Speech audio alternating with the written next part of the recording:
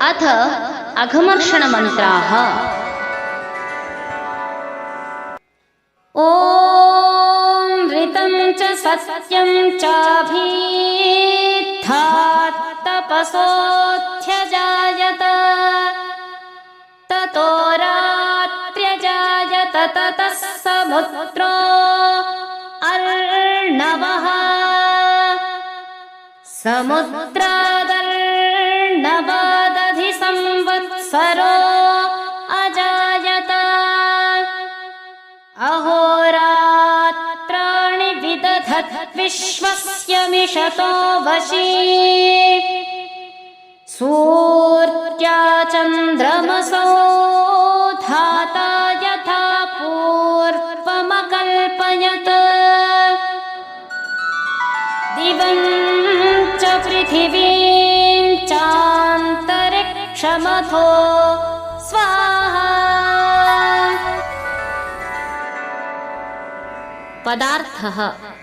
ओम हे परमेश्वर, ऋतं च वेद और सत्यम च प्रकृति कार्य कारण रूप पृथ्वी जल अग्नि वायु आकाश अभेदात तपसः आप पूर्ण प्रकाशमान प्रभु ने अपने ही बल से अध्यजायत रचे हैं। ततः ततः आपने ही रात्रि प्रलय और समुद्र मेघमंडल तथा अर्णवः समुद्र आदि अजायत बनाए हैं। भावार्थः। हे परमेश्वर, वेद और जल आदि सब आपने ही रचे हैं। ओम समुद्रात अर्णवात अधि। हे ओंकार, मेघमंडल तथा जल बनाने के पश्चात अहोरात्राणि दिन और रात आदि विदधत बनाकर आपने संवत्सरः काल विभाग अजायत उत्पन्न किया है। मिषतः आपने सहज स्वभाव से विश्वस्य सारे जगत को वशी अपने वश में रखा हुआ है। भावार्थः। हे ओंकार, दिन रात आपने ही बनाए हैं। आपकी महिमा अति महान है। ओम हे ईश्वर, यथा पूर्वमकल्पयत् पहले कल्पों सृष्टि के आरंभ में प्रलय होने तक की तरह इस कल्प में भी सूर्या चंद्रमसौ सूर्य चांद दिवं च द्युलोक जहाँ सूर्य आदि हैं, पृथ्वीं च पृथ्वीलोक और अंतरिक्ष मथोस्वः अंतरिक्ष तथा लोक लोकांतर को धाता बनाने वाले व कायम रखने वाले आप ही हो। भावार्थः। हे ईश्वर, सूर्य चंद्र और पृथ्वी आदि सबको सदा आप ही बनाते हो और स्थिर रखते हो। हम आपकी आज्ञा नियम व व्यवस्थादि के विरुद्ध कभी न चलें, अन्यथा हम सदा दुखी रहेंगे।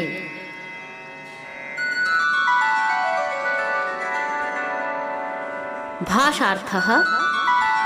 పరమేశ్వరుని ప్రకాశవంతమైన తపస్సుతో ఋతం అనగా ప్రాకృతిక నియమాలు మరియు ఆ నియమాలతో క్రమ పరిమాణం చెందుతూ సత్యం ప్రకృతి ప్రపంచంగా ఉత్పన్నమైనది. తతః రాత్రి అజాయత, ఆ పరిణామ క్రమంలో ముందుగా ప్రళయమను రాత్రి ఉత్పన్నమైంది.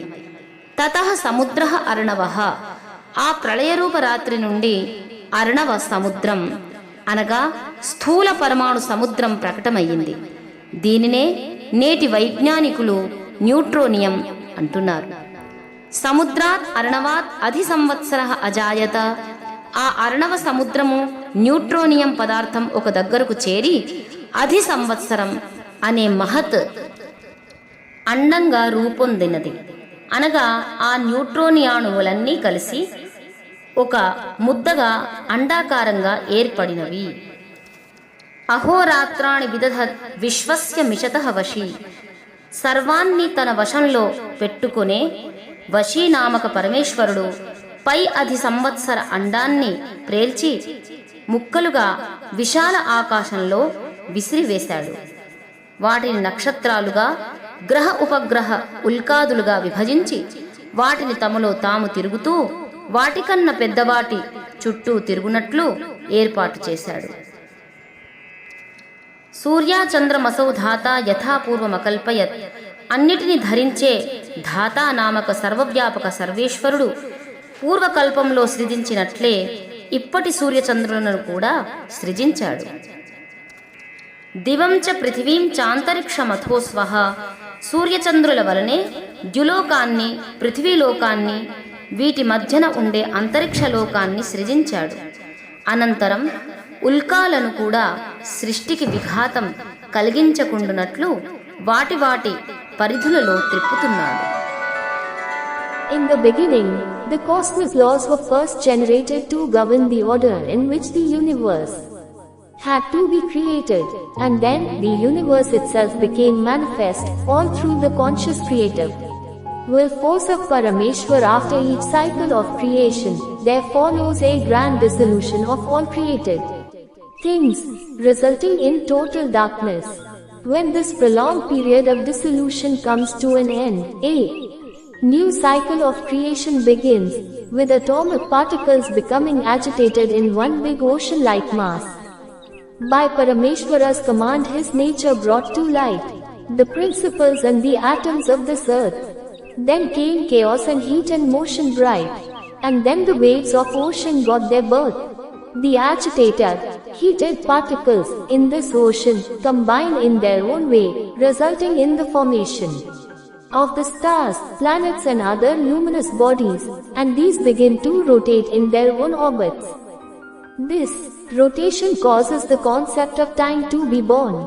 The controller of this immense cosmos, as if without effort, causes this time to be divided into day and night.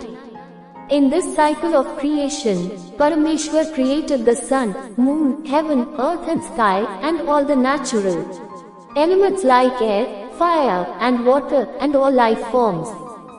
These he created exactly as he did in the past creations, and as he would do in future ones too.